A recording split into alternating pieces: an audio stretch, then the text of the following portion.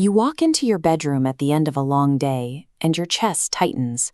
The clutter on the floor and the stacks of unsorted mail create an environment that feels heavy, as if the physical space is closing in. This feeling is frequently dismissed as laziness or a lack of discipline. However, clinical psychology identifies this exhaustion as a measurable result of how our brains interact with our surroundings. The driver of this stress is cognitive overload. Our visual cortex is highly efficient, but it subconsciously registers and categorizes every single physical object in our line of sight, regardless of where we try to point our attention. This diagram illustrates the fragmentation of your attention.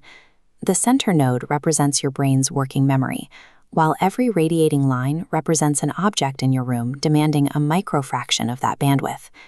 When hundreds of items compete for focus, your processing capacity hits a limit, which raises your baseline anxiety. Resting in a cluttered room is physically taxing. The fatigue you feel is the result of your brain attempting to process a volume of data that exceeds its mechanical limits. If these possessions cause such clear psychological strain, we should be able to simply remove them. Yet for most people, the act of discarding a useless object feels remarkably difficult. This difficulty stems from a neurological bias called the endowment effect, which distorts how we calculate the value of things we own. This chart shows the immediate inflation of value that occurs once we take possession of an object. A standard coffee mug is perceived as significantly more valuable the moment it becomes ours, regardless of its actual utility or replacement cost. Once this value is assigned, the object becomes permanently anchored to our identity. Discarding it registers in the brain as a personal loss, activating the same neural pathways associated with physical pain. Over decades, these anchors accumulate. We end up surrounded by thousands of objects that our brains falsely categorize as essential, creating a volume of perceived high-value items that prevents us from making logical decisions about our space. Willpower alone usually fails against these evolutionary attachment mechanisms. To clear a space, we need a method that bypasses these emotional responses entirely.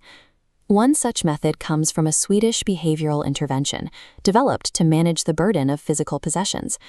The Swedes call it döstädning, which translates literally to death cleaning. The name is blunt, often triggering an immediate sense of discomfort or avoidance.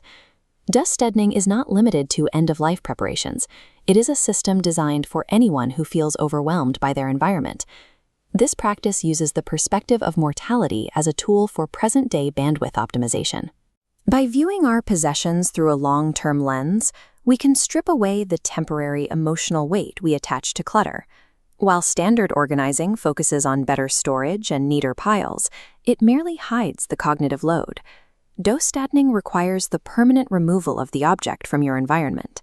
This method is built to systematically sever the attachments created by the endowment effect, allowing us to evaluate our belongings without the interference of our own ego. By acknowledging the reality of our limited time, we can create a more functional framework for how we live right now. The execution of döstädning relies on a 3-question algorithm. This protocol is designed to provide an objective path through emotional hesitation. The flowchart begins with question 1. Will anyone be happier if I save this? This question forces you to look at the object from the perspective of others. If it offers no joy or utility to anyone else, the algorithm routes it directly to be discarded. If the item remains, you ask question 2.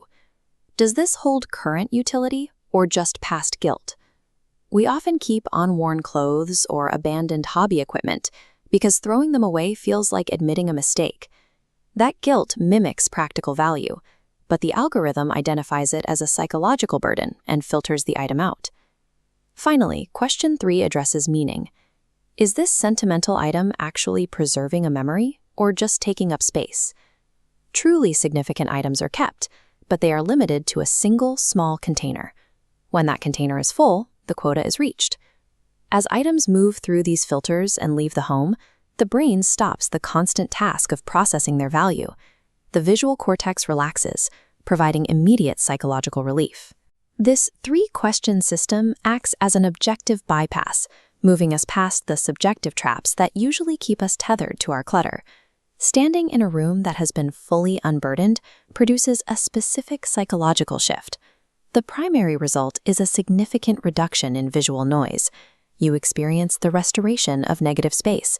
The room feels open, and the lack of competing stimuli allows for a sense of calm that is impossible in a cluttered environment. This state has clear neurological benefits.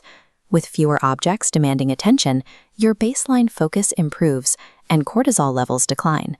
However, dose-stadening is not a one-time chore. If you has a simple task to be checked off, the accumulation of cognitive stress will eventually return. It functions as a continuous psychological defense. By applying these questions to everything that enters your home, you maintain a barrier against the slow buildup of environmental stress. Your mental clarity is directly linked to the physical boundaries you set for your possessions. You are not defined by the things you own. By systematically clearing out your physical space, you provide your mind with the